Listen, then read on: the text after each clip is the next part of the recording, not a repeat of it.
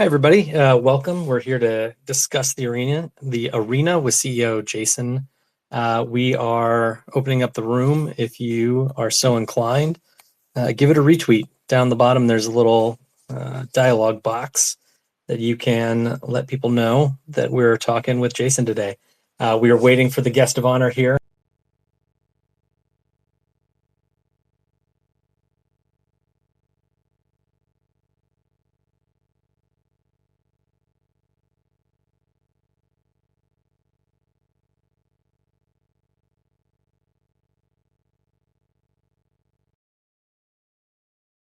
Maybe we'll be able to squeeze some alpha out of him.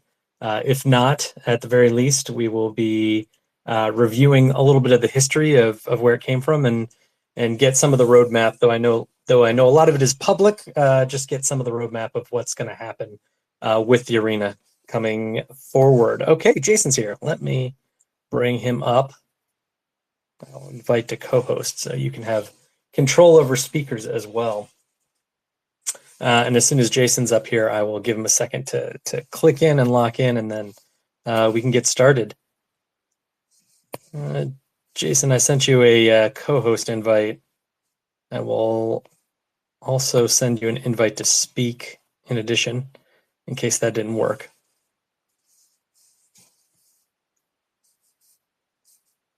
Let's give it a try. Here we go. All right, great. Jason, are you there? Can you hear me? Yeah. Hey guys, excited to be here. Let's run this up. Thanks for doing this again. I know you are doing like a sort of a talk show circuit here and have signed up for 20 plus spaces already. So if you're repeating some of the same stuff, I apologize, but hopefully we'll dig into some areas that you haven't quite covered yet. So we'll start. Why don't we just start with how you came across the arena? Your situation's a little unique. You're the CEO of the arena, but you're not the founder. Rather, you saw the potential in it and you took it over during troubled times. So give us the story. And again, apologies if you kind of covered this in a lot of other spaces. Hopefully we have some new audience here, but give us the story of how you initially discovered Stars Arena and started using it. Yeah. So yeah, it's always important to go over the context of how we got here. One of the crazier stories, honestly, in crypto and Web3, and it's still being told as we speak. But I have a past in crypto and Web3, focused around shipping consumer products. Real big belief, specifically mobile first, and it's an area of the industry that's super early, but it has that breakout potential to onboard a vast new audience than what we currently have, right? By offering the benefits of Web3 technology, but the usability of apps that everyone can use, and really removing that complexity and friction. So my a project I started on Solana known as Rove, based around NFT ticketing and loyalty rewards. We were really one of the first of these consumer apps. We got approved by the App Store, built sort of a reward and token economy, in a really seamless consumer mobile app. Well, that naturally lent itself to the whole SocialFi wave that emerged shortly thereafter, right? And around this time, Frentech was the main. And I know they're in the limelight right now with a launch today, but Frentech was the main sort of product that ushered in this current meta of SocialFi. This was back in 2023, August roughly, and this was like a sector I became very interested in, right? Given my thesis on the space, my past experience, where I was really directing a lot of my focus. Well, after Frentech hit the scene and kind of exploded and got a lot of mind share, Stars Arena launched shortly thereafter. And Stars Arena was a breakout SocialFi app on Avalanche, whereas Frentech is on Base. And at the time in early September, it was kind of like lightning in a bottle. It went really viral.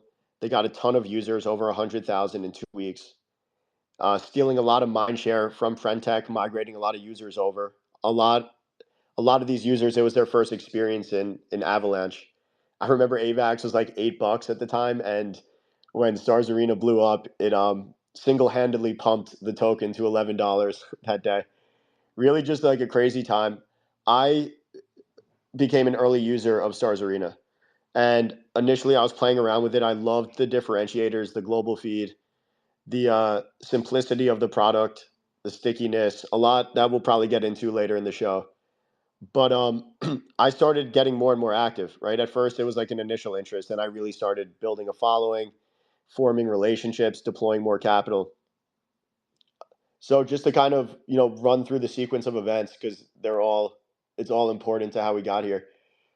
Stars Arena, when it hit like its fever pitch, 3 million TVL, everyone talking about it, boom, got hit with a horrible exploit. The entire TVL drained, all 3 million. People were in utter disbelief, panicking. And that kind of started a process, a 1 week process of them recovering the funds, patching up the smart contract, getting an audit. And everyone was like, okay, it's secure now. There's some backing. It was audited. We'll give this a second try. So Stars Arena opened back up, and that was actually just the beginning of the issues, right? I was obviously still a loyal user and very active, but the previous team, the management, there was a lot of infighting, stuff going on behind the scenes, further exploits, a lot of rumors, and people just lost complete faith in the team and abandoned the platform. Just migrated off, mass exodus, everyone withdrawing funds, and very vocally flooding the platform on Twitter and elsewhere. Um, just when this was about to hit zero, I actually started, some discussions behind the scenes about a potential acquisition of this or a takeover, and um, I got on a plane to go to Amsterdam, and it was a little rocky before I took off. I was going to Breakpoint. By the time I landed, it was utter mayhem.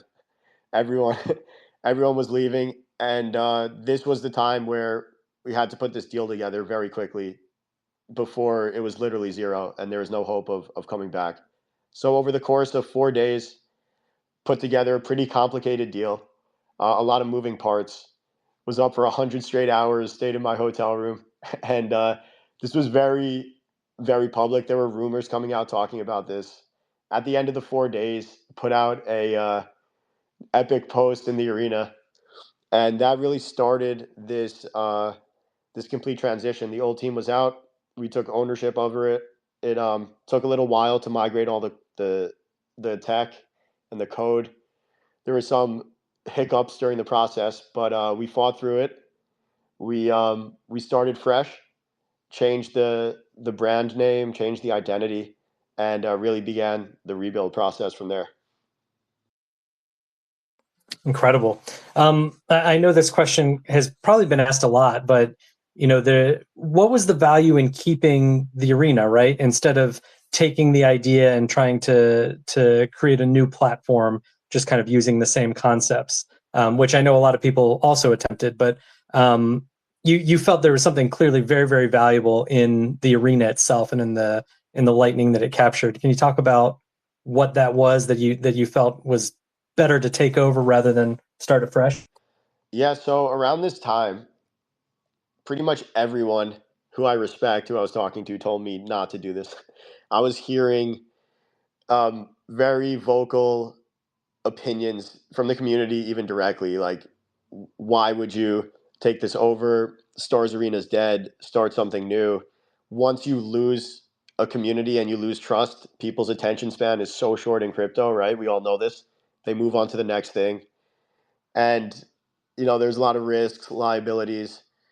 So, despite all of this noise, I still saw something like extremely special in the arena. And it's very evident today, right, what that was. And that was an extremely diverse, loyal, like talented community that really believed in what this could become.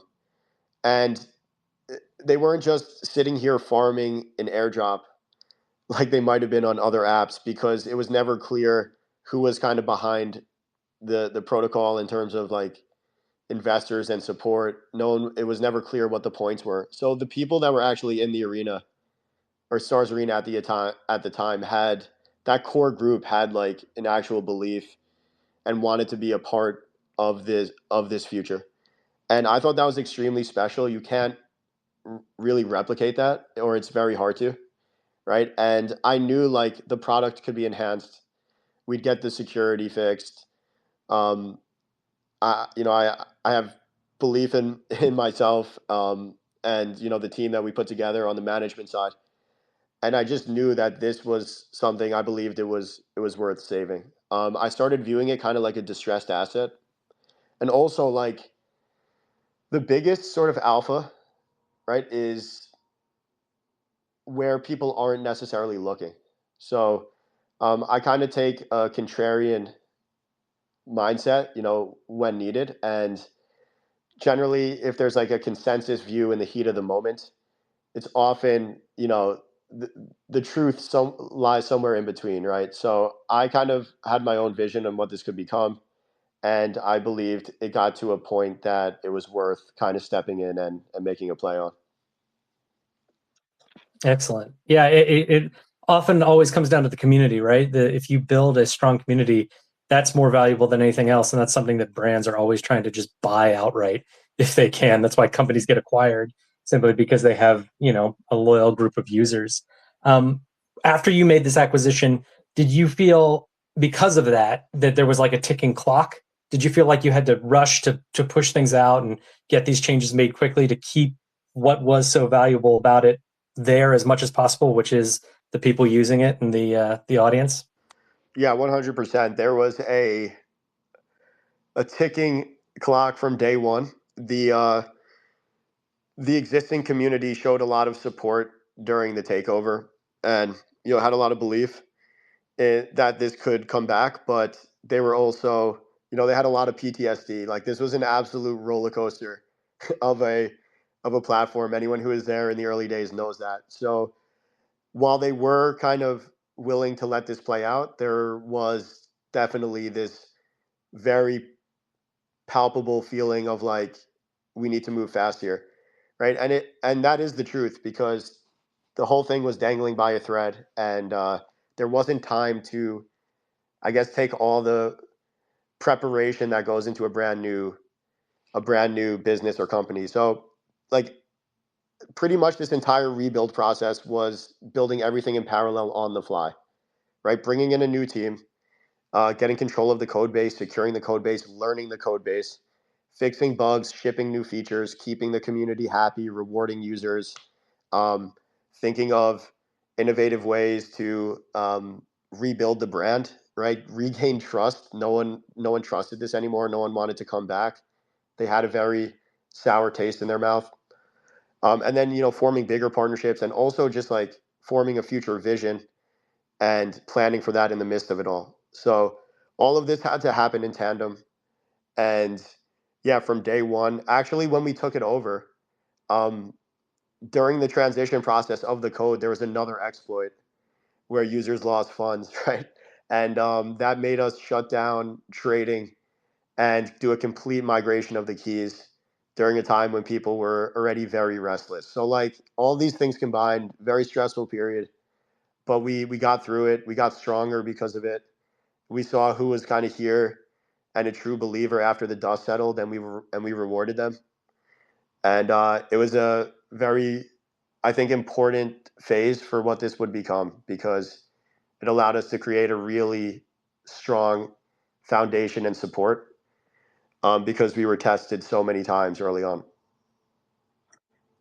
Yeah, I don't think if you're new to the arena, it might be hard to appreciate how intense that period when trading was shut down. Was that like a week long period, maybe? Yeah, it was Just the amount of 2 weeks. Yeah, go two ahead. weeks. 2 weeks. Yeah. There was like the big feelings that occurred, obviously, with the user base. People couldn't divest themselves from it. And the speculation of what would happen when trading reopened.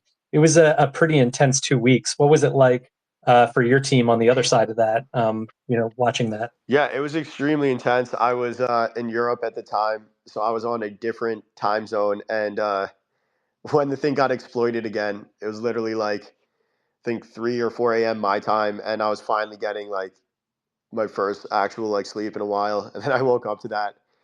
It was it was a really crazy time period because the expectations were kind of unrealistic. Like we didn't even have full control of the code. Once we did, we had to learn. This was written by a previous developer, right? Who he was a solo developer on the last team, so he didn't like document stuff.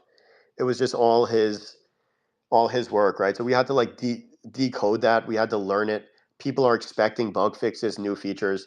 Then they're expecting their funds back when we had to identify what the exploit even was. Um, then they're expecting like a roadmap. They want to know what points are. They want to know like we have to put a team together. It was just a lot, right? So during that time, as you know, as an operator, what you have to do is you have to really drown out the noise and understand that like people are going to leave. This thing was heading to zero, right? So it's going to take time to rebuild this. So if people are expecting everything to be done in a day, they're better off leaving, right? You don't even try to keep them. Like let them leave, let them eventually come back and just know what the priorities are, right? Know how to multitask and what is absolutely necessary first and foremost, which in our case was securing the code base, right? And then from there, putting a thoughtful plan together that could be executed quickly. Right. I'll ask you one more question about security, and then I want to move into the bright future of what's happening today and down the road. But as far as security, like the thing that really attracted me to the arena back last fall when I started using it was the simplicity of it, right? The abstraction away of any sort of accounts and the way you could get started because you hop on, people buy your tickets, you have the ability to start interacting and using it and making transactions with the press of a button. And I think that's a very important part of what the identity is of SocialFi, right? Is if it has a shot at getting these, traditional Web2 users, it's gotta keep that simplicity. How do you think about that in terms of like, you just introduced a new feature where you can buy with one click, like the security versus the ease of access. Like people are securing their accounts simply by how secure their X account is. There's some trade-offs there, but I know your team has definitely done a lot more work and thought and research into this than the previous team that was kind of flying by the seat of their pants. But how do you think about that balance? Yeah, it's one of the toughest balances there is in this space. You used a great word there, trade-offs. Web3 is kind of defined right now by trade-offs. Like you can't have everything, right? So if you want the self-ownership, custodial ownership, decentralization that comes with Web3, right, and the ownership of assets, you oftentimes have to sacrifice on usability. Like you can't have the best of both worlds, or you could just use Web2 applications and payments and then not be part of this movement, right? So this is the classic trade-off since the beginning of Bitcoin that the space has experienced. This is something I've personally thought a lot about because, Arena is not my first rodeo. Been building products in this space for a long time. And specifically on the consumer side, this is the constant um, calculations are around security, right? And usability. And, as much as we clown like the old team and there was a lot happening behind the scenes, right? That we're not going to get into. But as much as we clown them, it is important for people to realize how difficult it is to deal with hyper growth in a very short period of time for a crypto social app, right? Like it is, unless you've actually experienced it from the operation side, it's actually impossible to understand how many things are coming at you at once, how many decisions you have to make in a short period of time, what you have to prioritize versus deprioritize, right? Like all these things are very difficult to, uh, especially for like new operators to really get through on the fly. But I think where we've landed is striking the right balance between security and and usability. So the main thing that's held crypto applications back since day one is that there's that huge barrier to entry, right? So like right now, you have to. We take this for granted because we do it every day. But right now, people from the outside using these products have to normally get crypto on a centralized exchange, sign up for that, do KYC, whatever that takes, buy these tokens, then set up other wallets, save their seed phrases, transfer the tokens to that new wallet, plug that wallet into, connect that wallet into an application or buy tokens from it. Hope you're doing the right thing. You don't fall victim to the million phishing links out there. Then interact with it. Then at that point, still make sure it's secure and you remember your passwords and can transfer back and get into fiat later. Like that is an insane process, right? That there's a reason this is still a relatively small industry, although it's growing year over year and improving. So from day one, like if we don't remove those steps, we're not going to have a larger user base than what exists already. So you have to, right? But then there's ways to kind of make sure security is still intact. So like for example, on our new feature, which is our new feature being the social exchange that we announced yesterday, while it is like a one click or two click process to buy, and it's stored in your Arena wallet, that might seem like, all right, like this is not secure. Anyone can take this. But all we're actually really doing is routing the transaction through an existing DEX that people use every day, right, in the space. We're not the ones actually doing the transactions. This is as if you just bought the tokens on your own. We're just making the process super seamless and putting a better user interface to it. So um, pretty much everything we do, and part of V2 is new wallet solution and new login solutions that are more secure. But everything we do is like grounded in security, but striking that balance of like the best user experience possible. Yeah, you got to keep it simple. I mean, every time I try to explain Web3 to anybody, you just lose track of the fact that, and I don't feel like I've been in it that long, 3 years, but just like I take the ability to use MetaMask as second nature, and it's just not. It's very, very hard when you're getting started. Um, you released a couple of new features. I want to talk about the exchange in a second, but also you have Stripe being integrated with the platform, and I think that ties in nicely to what you're talking about people getting on ramped and getting into the platform. Do you want to tell us a little bit about Stripe and what the plans are there and how you think that can affect people hopping onto the arena? Yeah, this is a massive partnership. This was announced Monday, and then we launched Social Exchange yesterday. So you could kind of see the progression of our thoughts in how we're rolling features out. But Stripe is crucial for us because one of the biggest barriers to onboarding different types of users. So like one of the thoughts, that I had to work through was like from day one, my mind is how do we expand this beyond what it currently is as a user base, right? If this just becomes a hub for, the Avalanche community and ecosystem, like that's great, right? I'm sure like we could do a lot of interesting things and have a fun go at it, but we have bigger ambitions, right? And a bigger vision here. So when you're starting to think about that, you have to realize that for the average person to get AVAX is not easy. It's all the steps I just mentioned, right? And the arena is already unique in the fact that you don't need AVAX to get started. You just log in with a couple clicks and people can start buying your ticket and then you earn AVAX. But like that's not sustainable either if there's not new liquidity coming in and new money coming in. So the answer to all this is fiat on ramps where you can purchase AVAX in the app directly without needing to go to a centralized exchange, and you can start deploying it or spending it, you know, within a few minutes. That's like the dream. And our partnership with Stripe takes that to the next level because this is one of the biggest Web2 payment rails that we know right now. So now users will be able to come in and with a credit card get their AVAX and start participating. Log in from their favorite social media apps, their current ones, X, Instagram, TikTok, Reddit, email, log in with a couple clicks, use a credit card, get AVAX, and then start deploying, start buying people's tickets, start tipping people, and as of yesterday, start buying tokens and meme coins directly in 2 clicks.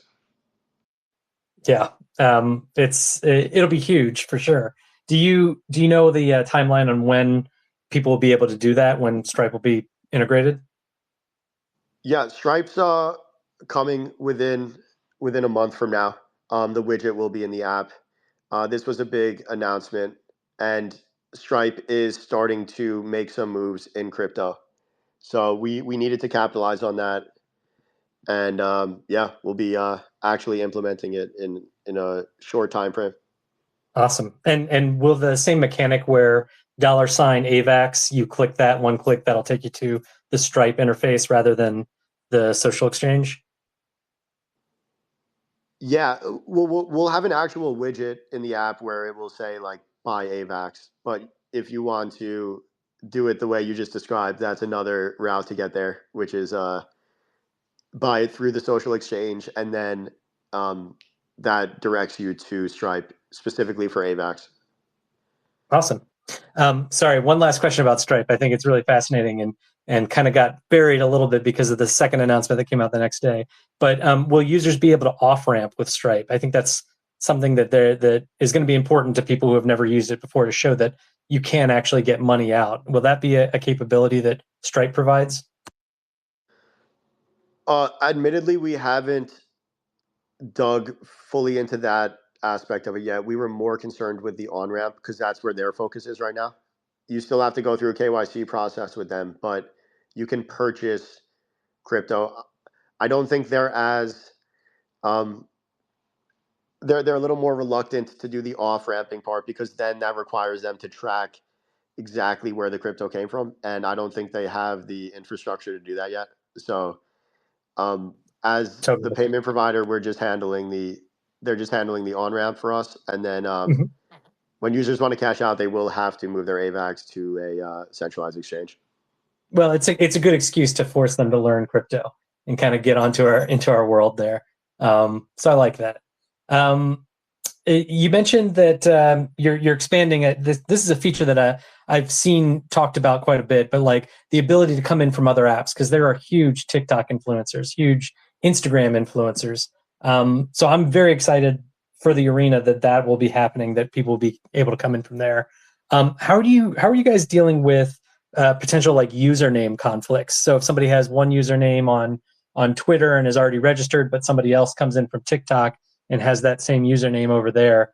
This is a very technical question, but I asked because of the switchover we made from art on AVAX to culture on AVAX.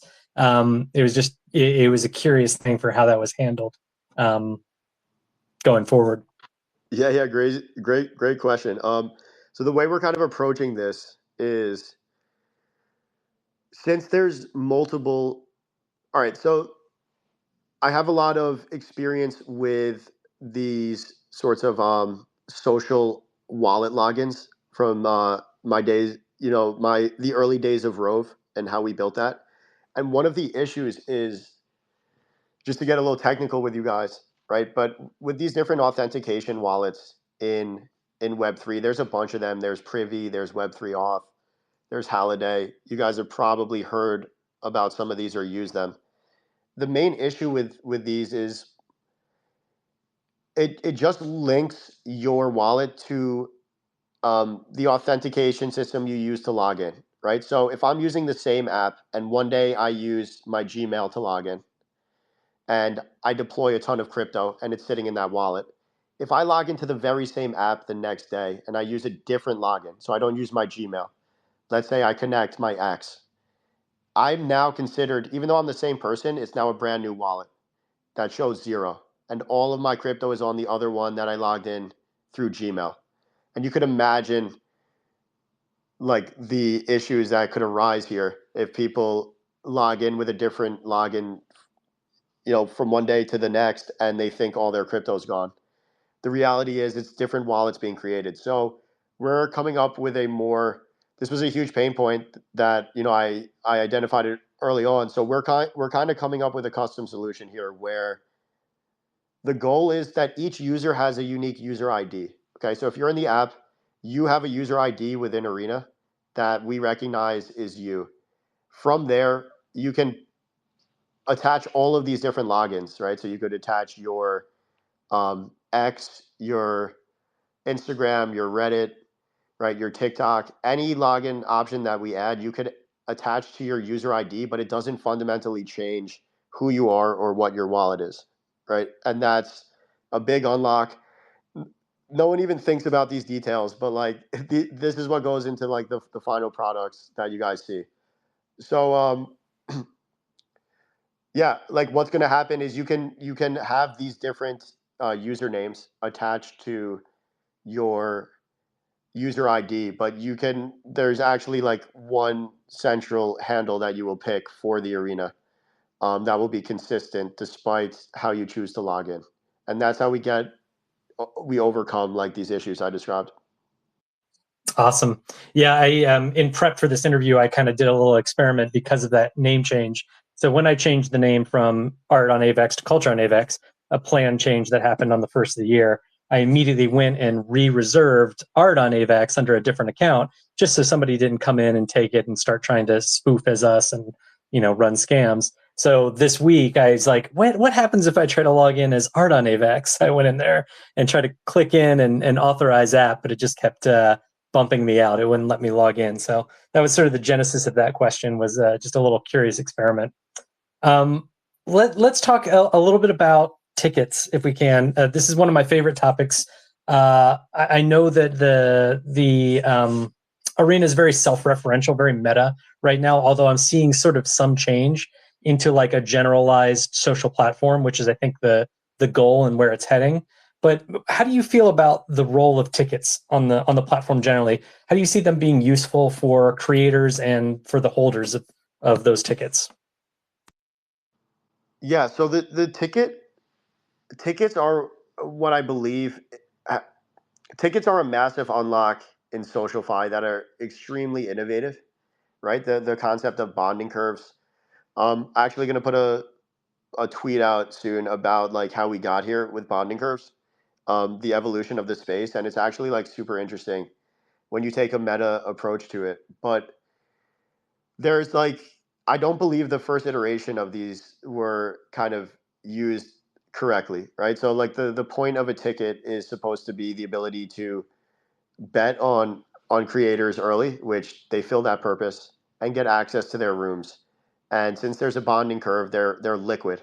This was the main issue with like NFTs, right? Remember when all the celebrities would try to like sell NFTs that would get you access to them, but then there's no liquidity, and these inevitably speed run to zero. Same with social tokens. Well, the bonding curve around tickets solves for that, and that's why it was like such a innovative concept. But we do have to evolve this, and there are a lot of flaws with it that I could get into across the board.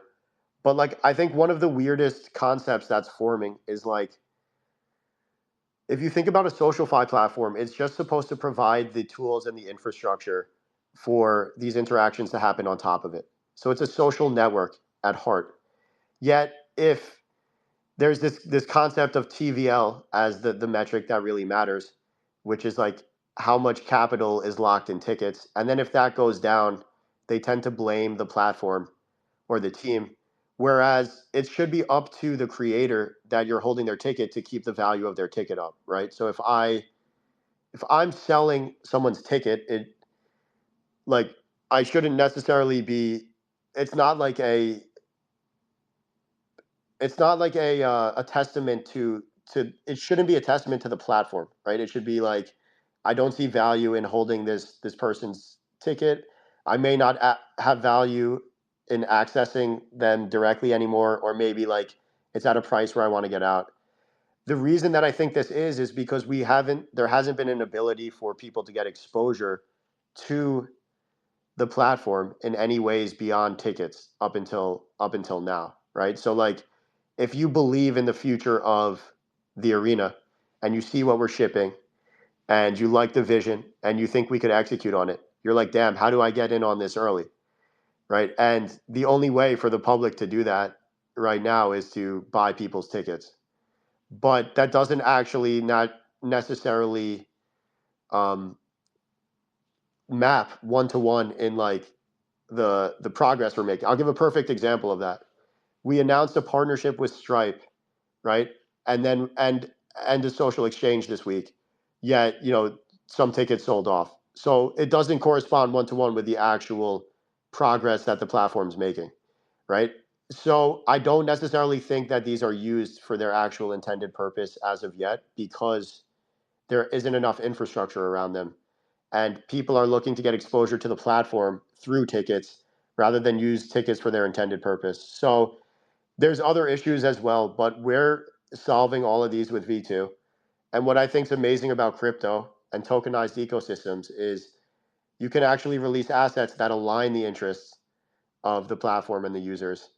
Whereas, tickets on a bonding curve may not be that answer that people are looking for. And we found ways to kind of ease that, ease that transition because we offer points based on the tickets you hold, which will convert into stuff that does have a more direct mapping towards how the platform's doing. So I'm trying to balance being a little vague, but answering your question. Um, Yeah, but like, yeah, I don't think like it's not really used for its intended purpose today. So there's a yeah. lot of room for evolution, but it is a crazy innovation. Yeah. Yeah. I mean, to needle you further and see if I can actually crack open a little bit of that vagueness. Yeah, I think everybody kind of sees the issue is like the bonding curve very quickly creates a huge barrier to people that want to connect with these creators. That if you're 5 minutes late to a giant creator joining, good luck. You're going to be paying thousands of dollars to get into their room. Have you guys considered features, and this is a little bit spurred by ACP 77, which is talking about the idea of decoupling the need to stake AVAX to run a validator specifically for subnets. Is there like a version of that for tickets where like you can get one-off content for a fee-based structure? Like I can't buy Kaleo's ticket, but I can pay a little bit of AVAX and get into his room for 24 hours or something like that. Are there like features in the hopper to give users options to follow their favorite creators that aren't spending thousands of dollars into a ticket? Yeah, I mean, this is one of the issues of tickets. Well, it depends how you look at it, right? People have different opinions on it. Um, Friendtech, just to use them um, as a point of reference because they're one and we're number two. Friendtech has a much steeper curve than Arena does. So the issue you just identified is like really prevalent there, where they have what's called a very steep bonding curve, so it doesn't cost as much money to drive a price up to the point where it's like really hard for an average person to get access anymore. We have a less steep bonding curve, so it costs more money to drive the price up to a point where it's unreachable. And then at that point, like if it does get up there, right, which like the top tickets are getting there now, then it is probably like an exclusive room that is desirable by the market. So, but like if you're talking about a general, and you do need these types of rooms. Like imagine like someone like Drake, onboarded, and like imagine what that would, and he was actually using the app. Like imagine what that room would get to, or people like that. And they probably should, right? Because if you want direct access and he's actually offering value to his ticket holders and actually using this app, the market would value that exceptionally high. I mean, they pay $80,000 for a ticket to a Taylor Swift concert, right? So like that feature should exist, but there should also be more accessible points. So I think what you're getting at is a concept of fractional tickets, which is like, can I still like access this creator in some form or fashion without having to own one whole ticket to do so? And there there are innovations we're making on the smart contract side now to allow that. specifically at first around stages, right? Because stages need to be, we need to find the balance between allowing Spaces hosts to monetize, but not making it, like, honestly, like, no one's going to pay like $2,000 for one space, or unless like something crazy is happening in it. So there needs to be a way for, if the host chooses to ticket gate their space, it can be done in a way where different tiers of people can access it if they choose. So yes, that is a feature we've identified that needs a lot of, that needs some improvements going forward. Yeah. Yeah, I mean, I'm kind of getting at that. There's like subscription models, but also there's like general features, like somebody having the ability to say rent out their ticket. Although I understand the issues that could be created there, where you like when they become transferable, you end up with OTC sales, which kind of defeats the purpose of the bonding curve and the liquidity there and all that stuff. So it's something that you have to like probably get a tokenomics expert to kind of look into, but yeah, I think that there's a lot of possibility out there for where you can take this to kind of open it up to more people who didn't get that hot ticket right off the bat. I mentioned subnets, so I'm going to talk about us for a second.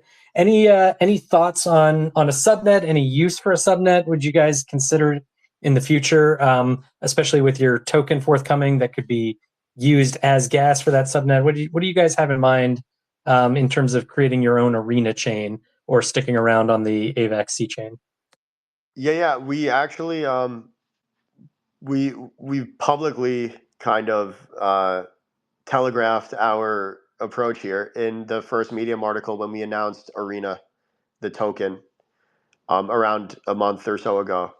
And I think this is one of the, as a builder, I'm very familiar with like the different blockchains and like at the protocol level and like what the difference between them is. And this has always been one of the, I think, major value propositions for Avalanche are these subnets. These things are super powerful when used correctly. I still don't think we've seen them fully used uh, in the right way, but I do know some major games on Avalanche are rolling out their own subnets, and I think we finally saw some of the limitations of the C chain earlier this year, end of last year, early this year, when inscriptions started hitting the chain.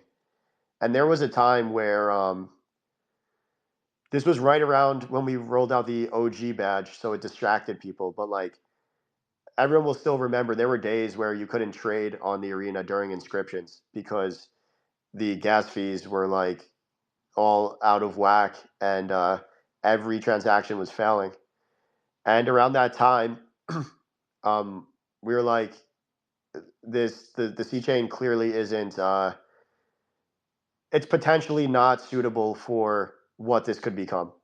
If you imagine a future where Avalanche, the chain, has all of these AAA games that are used by like millions of people, and then you have a social app like the Arena used by millions of people all at once, and the C chain is having trouble supporting inscriptions, there could be major issues there. So we didn't want to unilaterally make this decision. So we said that Arena is a governance token. That's its first sort of main use case. And the very first vote is, should the Arena migrate to its own subnet, in which case Arena, the token, becomes more of a sort of gas token, right? In addition to its other utility. And this is something that I'm not necessarily going to give my full view on because it is going to be actually a vote for the community to make. But this does kind of enable certain things for us if the community chooses to go that direction. We have plans either way, regardless of what the decision is. But I think it could. I just think subnet infrastructure is very, very interesting. Is where I'll leave that. I love it, and I agree. I don't want to put you on the spot too much. Oh, and I see some requests coming in. I will start taking questions in just a second, so sit tight. I don't want to put you on the spot too much, but have you looked over the Avalanche Community Proposal 77, the like really what deals with the restructuring of how subnets are organized and how they're paid for, basically. Do you have any thoughts on it, or have you not had a chance to look it over?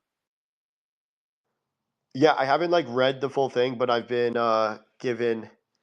debriefed, and I think it is a bullish development overall. I think it actually is needed for scalability and the next phase of subnets. And yeah, there's a lot around like messaging as well at the protocol layer of subnets that is evolving. So I actually think like Avalanche is going to be the home of a lot of crazy experimentation on these subnets. Excellently put. I love it. Yeah, and I can say, as as part of the Ava Labs team, I do encourage you guys to use a subnet because we love the tech, and that's what it's built for. All right, I'll start bringing people up. Bitmanny, good to see you. You have the mic. Do you have a question or thoughts for Jason? Hello. So basically, I did I raise my hand? I'm sorry, but since Jason is here, okay. Uh,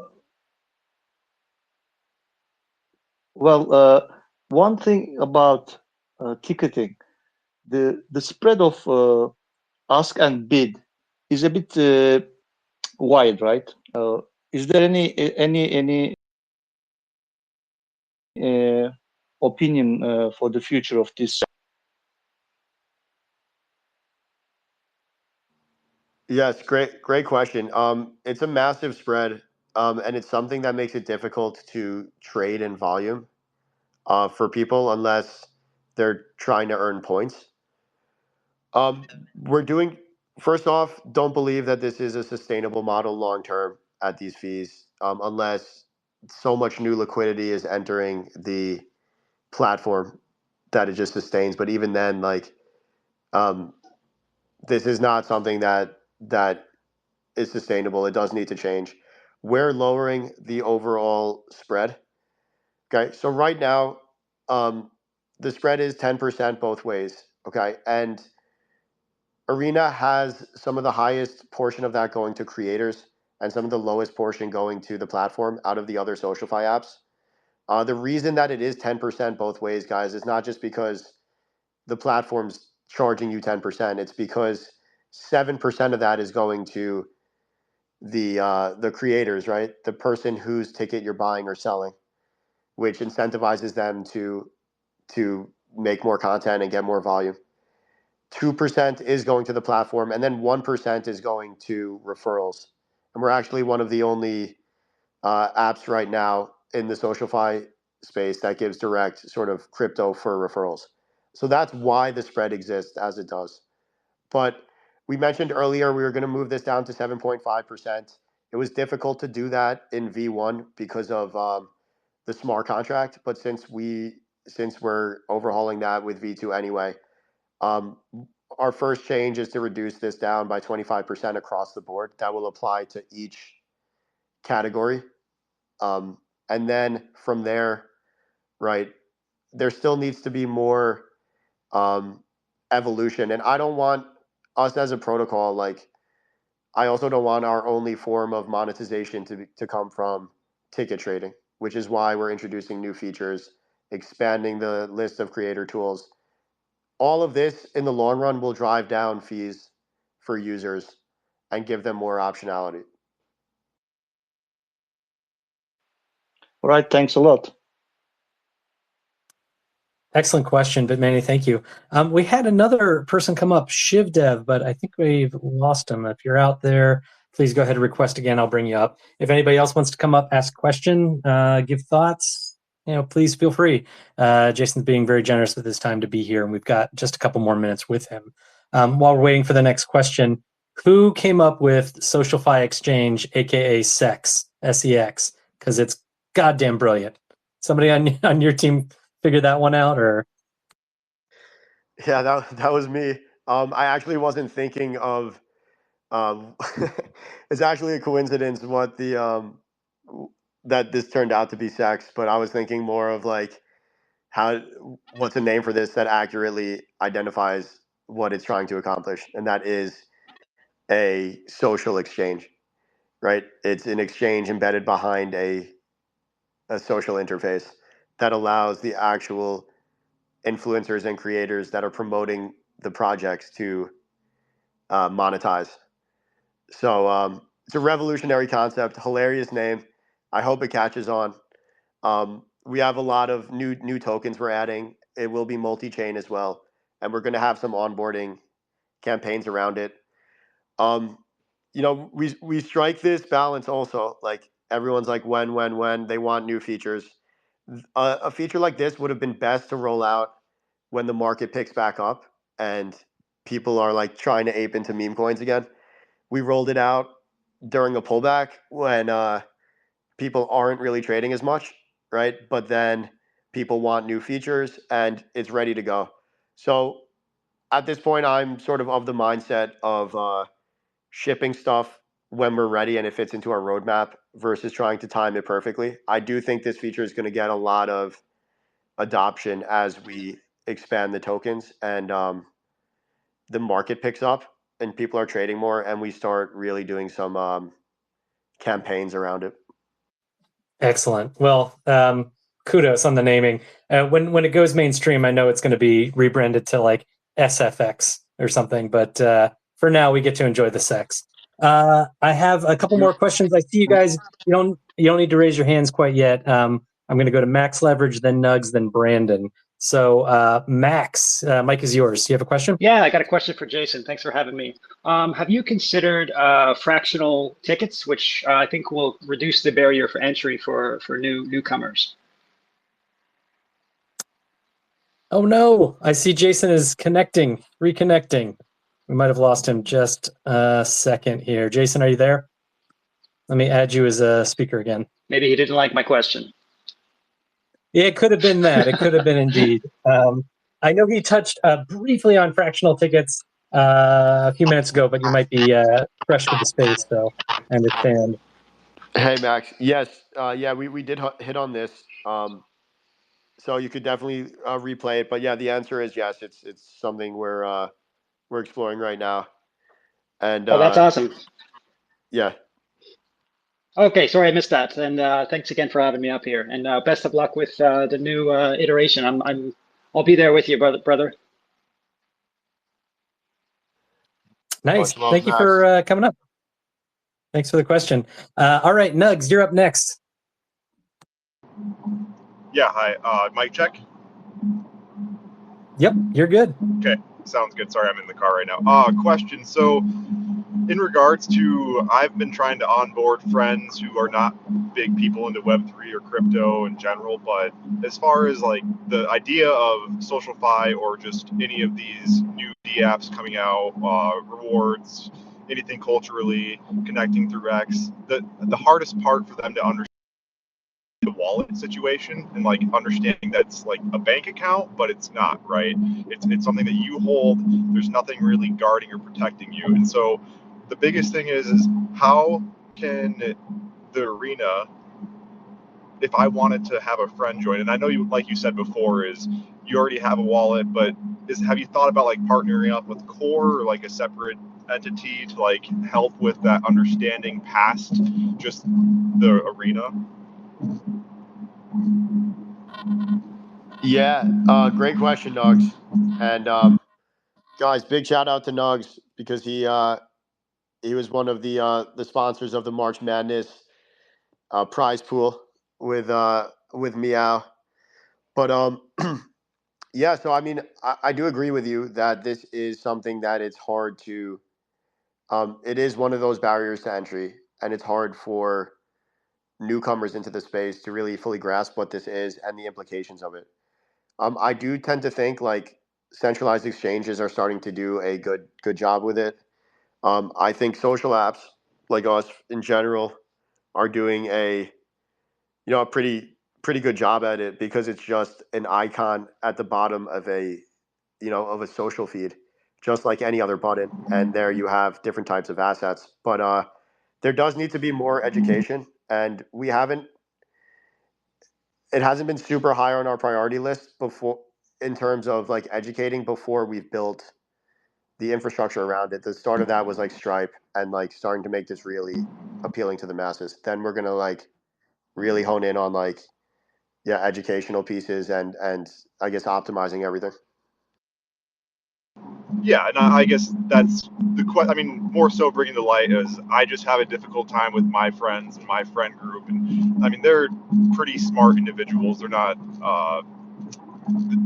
I mean, they're laymen when it comes to a lot of this. But like, for example, I have friends that develop code, and even them. One of them is a network security engineer, and he just isn't a crypto man, and I don't know how to get him into it. He's just a skeptical individual, but just trying to figure out a way to get them knowledge of understanding how this works, and that's just kind of barrier to entry to the space. But I've been trying to think of ways to help as far as what's the easiest way, and if that's just informational status or like make it fun. I don't know. I just wanted to bring it up. So thanks, Jason, and thanks for the shout out.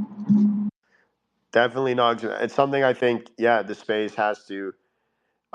We're still not there yet, and stuff like that is what will get us over the over that hump, right? To truly like increasing the audience of this industry like massively. Awesome. Thanks, Jason. Thanks, Nugs. Great question. And yeah, I agree. I think it's such a huge thing for people to understand that they are the end all be all when it comes to self custody of crypto assets. There's no bank to call to say, hey, can you reverse this charge or whatever? And I think that's a very hard thing for people to understand. So good to call out. I'm actually going to give my groomsmen meow bags, is what I said. So I'm going to give them an NFT, and then I'm also going to give them $50 to $100 worth of meow. So, and then try and get them on the core wallet and figure out how they can get onto the arena from that. So, well, I love you for that. Thank you for bringing them onto AVAX, and they're going to either love you or hate you in like a year. So, we'll see. My best man hates me because I meow at him so much. Of course. Thank you again for coming up. All right, we got a couple more minutes left. Brandon, you're next on the mic. Do you have a question for Jason? I do. Hi, Jason. I wanted to talk about sex. Okay, so do you have plans to make it where other developers can add their coins on without your team really having to be involved, or is it going to make it more like the process that you have to go through with TJ? How do you plan on making it where people can easily onboard their crypto into your platform? Jason lost connection there, so I'll just repeat the question in case he was kind of like going down and coming back up and lost feed there. The question was, will developers be able to add their own coin using the SEX, or is there going to be some sort of process to apply and be approved to be a coin that's part of that process? Yeah, so this was specifically in regards to the social exchange or tipping or both. I think probably both. Okay. Yeah, so with a feature like the social exchange, we have to kind of we have to roll this out in a way where we could test it first and then iterate on it, and we can't just like allow anyone to upload any token at first. So we started with 5 whitelist ones, some of the major ones from the arena, and that will be expanding. But eventually, here the goal of this is that anyone can embed any token into a post, like using the contract address, and the people who are about to buy it will be able to verify the contract address, right? And just like on a DEX right now, like anyone who creates a liquidity pool can launch a token, right? There's no real barrier to entry. You might not be a featured token that pops up, but you can launch one nonetheless. We're thinking about this similarly, right? As long as this is trading on a DEX, has liquidity, you can embed it into a social post and have people buy it. And tipping, we will be expanding the options and enabling, tokens to potentially be used for tipping. But once again, that doesn't mean they're going to be like featured tokens because we can't verify everything, right? But we will be expanding this to allow, like, if a new token that just launched wants to onboard all of their users into the arena, or they're already all on the arena, and they want to tip each other in this coin, it shouldn't be up to the arbitrary, decision of the team. When we're busy with a million things, we're not like the Binance listing department, right? It shouldn't really like fall on us to determine which tokens can be used, but we're not going to promote or make certain tokens like official when we don't even know if they're like actually safe and not rugs. So hopefully that answered the question. It does. One other thing that I'd like to ask about. If anyone has the contract address where you can make it where people send you tips, you send them a coin back, I would greatly appreciate being sent that. That's all. Okay. Yeah, that's interesting.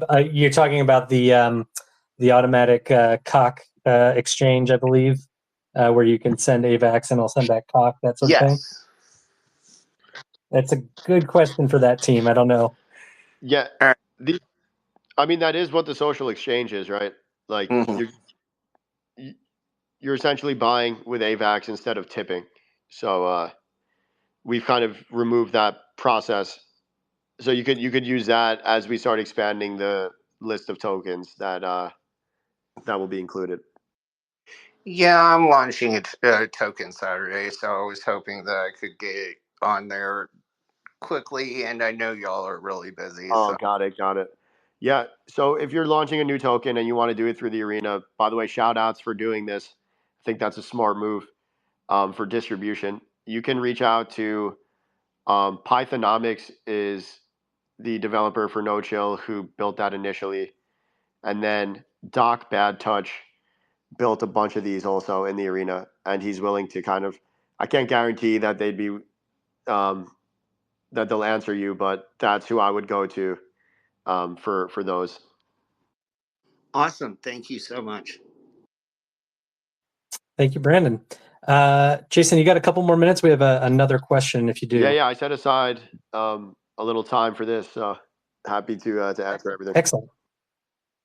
I usually only schedule them for an hour, but almost always go over. So thank you for being smart and proactive about it. Crypto Lids, you've got the mic. Hey, what's happening, guys? Jason, huge shout out for the massive amount of work you're doing building the arena, and I think you're doing it in the best way possible by just being in all these spaces and in front of all the questions and helping just keep everybody focused on the eye, on the target. But my question is, of course, it's merch related. I was wondering if there's plans for. I know you've talked about APIs and some of the stuff that you guys are building in, but like YouTube has the ability to integrate stores from Wix and different sites, or if you guys have anything kind of going where there's a Shopify integration into our profiles where we can sell directly to our demographic. The arena has been our single best direct to consumer point we've had since we've started the company a year ago. We can actually get directly in front of our target demographic and get merch to them. So we love it there, but we're just wondering if there's going to be a future for selling directly there. Like you've kind of got this janky one on X that you can put one item and it's really lousy, and same thing on Instagram. So hoping to see something super cool from you guys.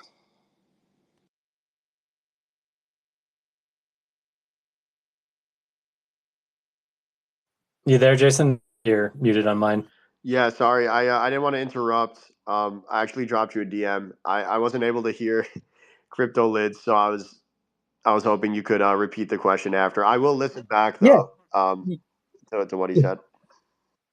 Yeah, of course. No, the question generally was if there'll be an integrated real world marketplace, I believe, a place that a way that users can buy products directly from crypto lids shipped to their house in a simple way using the arena. Is that accurate? That's correct. Yeah, more or less. Just to kind of beat out what they've built on X and Instagram. It's so lousy. I can imagine. Well, I saw he just disconnected. Let me get him up here again. Jason is coming to us live from the middle of the desert. That's not true. I have no idea where he He's is. in the middle of nowhere. Yeah, Let's see. It's true, guys. I'm in a remote location with horrible Wi-Fi, so this is part of monk mode right now. But Let us send you Starlink. It was probably a dumb time for me to do the Spaces circuit. I probably should have planned this out a little better. But anyway, I think I got the question. It makes sense because Crypto Lids has some sick merch. They also participated in March Madness with 10 No Chill and 10 Gers hats. So, yeah, listen, another big sort of area of focus of mine has always been on not just creating these consumer products that could onboard Web 2 into Web 3, but also sort of merging the more physical world with the digital world. And I know it's like super cliche and everyone talks about it, but I think we're actually developing the payment rails and the infrastructure and the distribution to be one of the first that can actually do these things. So part of the feature roadmap, you saw customizable rooms. We want the ability for people to distribute digital goods to their holders, like, and these could be like tokens, NFTs, different things. We have badges, right? But also physical goods, right? And that's where these, I would say, partnerships and integrations we're doing with the likes of Stripe, et cetera, can get really interesting. So, yeah, want merch and stuff like that to be a big part of this future, plus whatever else is built on top, right? And this comes into like the public API and community empowerment and stuff. We'll create the infrastructure that will allow you to build tools on top of it where you can, sell different things, distribute different things, create different types of content, monetize in different ways. Beautiful. Thank you so much. That's what we're looking for. Thanks, Crypto Lids. Appreciate the question. Thanks for coming up. Vinay Solana, you have the mic now. Thanks. Hey, Jason. I hope you're eating. That's all. I don't know where you are remotely, but I just want you to take care of yourself because this mock mode. I know you're doing fine, but just remember to eat and sleep sometimes. I know you're superhuman, though. Yeah, I would love to hear more about the Stripe integration. I saw the announcement. I thought that was super interesting. If you can speak more about that, that'd be great. Yeah, definitely. First off, appreciate the words of wisdom. I'm definitely eating, so we're all good. But definitely grinding right now. Yeah, Stripe integration was announced Monday, and then we announced the launch of the social exchange yesterday. We still have a couple more partnerships being announced this week, and that was actually just the first one we announced. But yeah, it's we're the first social app that Stripe is partnering with. We're going to have a widget in the app that enables users to buy AVAX, not other tokens, okay, but AVAX directly with a credit card. They'll have to go through whatever KYC process Stripe will have. I don't know what that is yet, and that's on their compliance team to figure out and implement. So there might be some friction there, but nonetheless, this allows people to come into the arena, buy AVAX, not have to transfer it from like a centralized exchange, and start transacting right away. And when you couple this with like the various different login options we have now and the broader audience that we're appealing to, you could kind of see what this could become. And now when people get the AVAX with a credit card, they have more things to do with it. They can tip, they can buy tickets, but as of yesterday, they could also buy tokens as well. Excellent question. Thank you, Benny. What were you going to say? No, Go ahead. that's all. Thanks, Jason. Keep on killing it. I know you're doing amazing work. Hang in there. I know everyone's like blowing you up, but yeah, we're all rooting for you. That's all. If you want to start tipping Jason so that he can eat his meals, I'm sorry. Okay, Andy, you got the mic. What's up? Not a space without average Andy. Well, that was one of the things. Actually, I got two things for Jason. I know we're on a Spaces World Tour right now across multiple chains, many hosts, many spaces, and you're a tough guy to keep up with, actually. So, do you have a calendar? If we wanted to hop into some of your spaces throughout the day, is there anywhere we can find that? Or what's the best way to fanboy around you while you go on the Spaces World Tour and show support for what you're building in the arena? Thanks, Andy. Yeah, I've actually been scheduling these myself. So I haven't had like an intern or assistant doing it. I've been having these saved on my on my calendar, so I can try to put something together that updates when I'll be speaking. I can have someone on the team do that.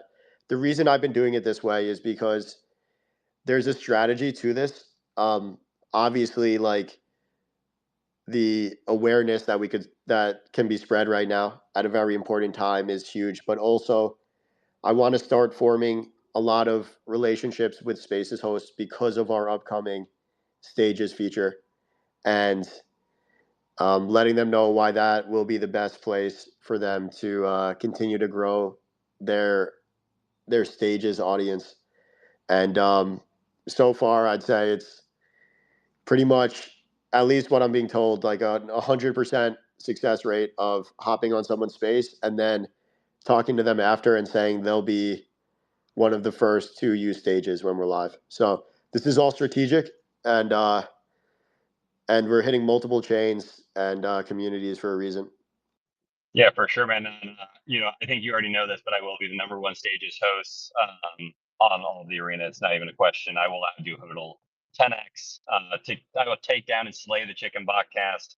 This is not to be trifled with when it comes to spaces and my ability to host them and overtake them. But the second part is, and you'll have to correct me if I'm wrong in this, this is more of a feeling than something that's tangible at the moment. But you give off an aura where you really want to like build alongside people, like you're building a platform and then you want them to be able to build things inside of your platform and like kind of have this overall economy that really empowers both builders and creators and users and this whole thing. Uh, I've been interested in always like one of my things that I like to ask people is like when you go into this mindset, what is something that you would want to see the community build inside of here that like your guys' team doesn't have on your own personal roadmap? You're like, dude, this would be super cool if someone just like did XYZ. What's that one thing that you have like stewing in your mind right now? You're like, it'd be really cool if somebody the community built and then fill in the blank. Yeah, that's a great question. And yet the reason I approach it this way is like I'm kind of like a systems thinker with this, and understanding that the most powerful breakout products are actually ones with um, community alignment, right? And where it can become a movement, not just a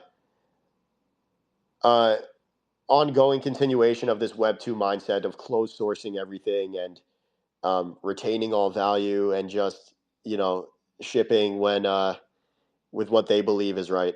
So just to kind of give that little opening statement, that's really an amazing question. I mean, obviously, right? There's so much that we have to do, and so much we want to build, and we're not an infinitely large team, so stuff gets deprioritized constantly based on what we need to focus on. So yeah, there's a lot of like really cool stuff that we probably won't get to for a while that would be amazing if we see this built um, by users. I mean, what I would say is,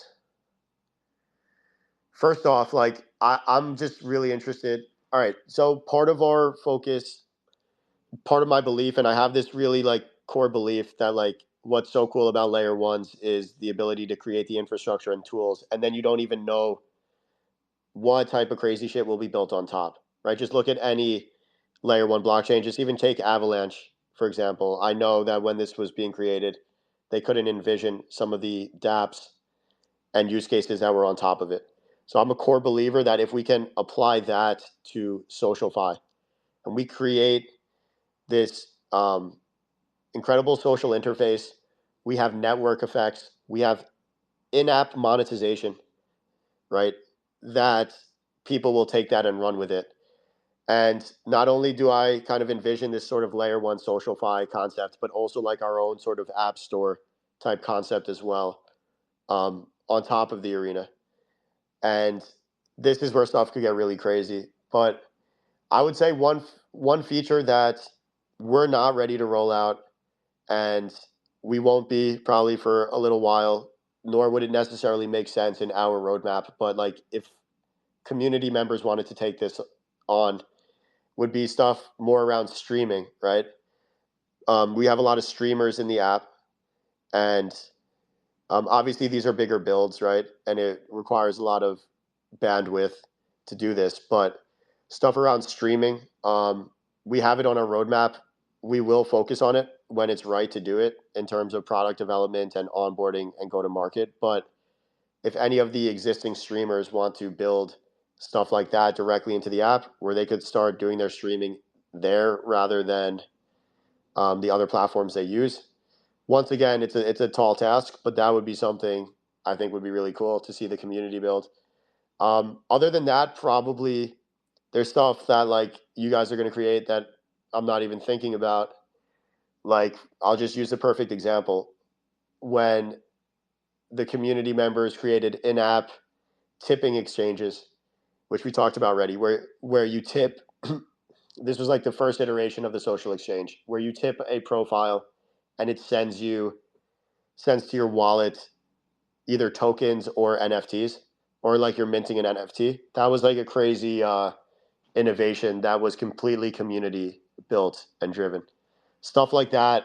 Just want to see kind of what you guys have cooking up and the experimentations.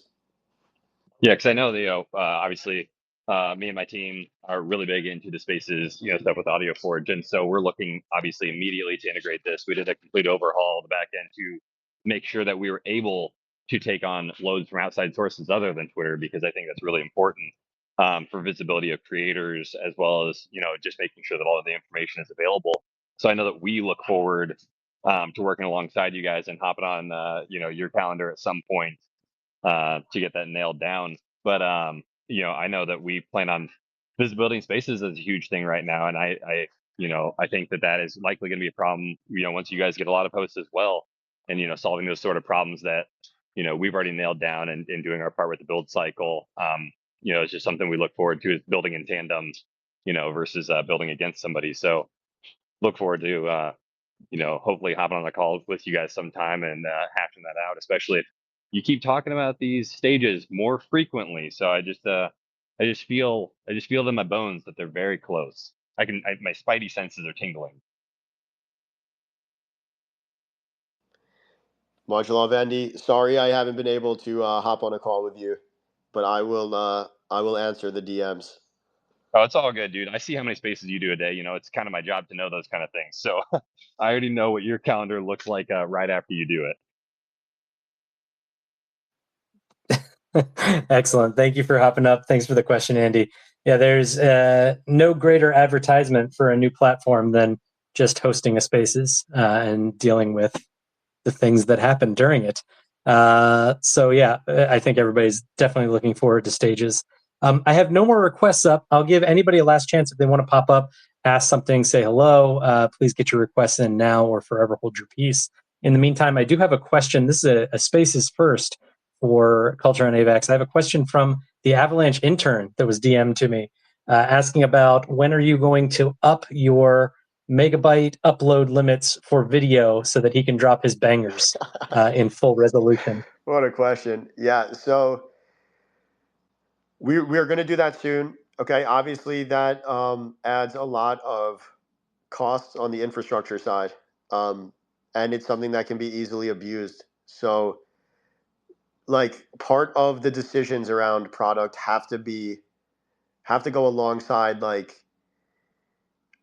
decisions around go to market and when things are going to get enough traction and when it really makes sense. So, like, what also one of my philosophies is to roll things out sort of like and it's not just my philosophy, it's like a common philosophy with building is you roll out, an MVP of certain features or like a V1 of specific features. You see how much traction it's getting. We keep, analytics on all this stuff.